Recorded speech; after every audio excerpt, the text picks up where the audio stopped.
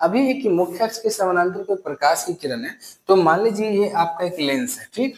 ये आपका क्या है, ये एक प्रकार का मान लीजिए आपका ये लेंस है, ठीक। ये आपका क्या हुआ, मुख्य अक्ष हुआ। तो ये मुख्य अक्ष के कोई समांतर प्रकाश की किरण जाएगा तो बीच में ये आ रहा है आपका द्वारा।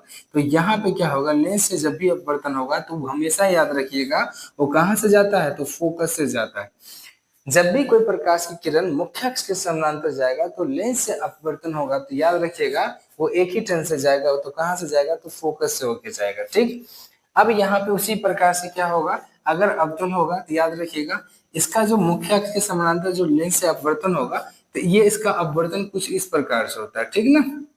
लेंस का अपवर्तन कुछ इस प्रकार से होता है, लेकिन देखने वाले को क्या लगेगा, इसका जो प्रकाश का जो अपवर्तन है वो कहाँ से आ रहा है, फोकस से। दिखने वाले को अगर यहाँ से कोई दिखेगा तो उसको लगेगा कहाँ से आ रहा है, आंख से अगर दिखेगा तो पता चलेगा वो क्या हो रहा है, फोकस से। तो ये क्या होता है कि यहाँ पे आती हुई प्रतीत होती है, याद रखिएगा, ठीक ना। तो ये मुख्य अक्ष में होता है कि फोकस से जाएगा और यहाँ फोकस से आती हुई प्रतीत होगी, ठीक ना।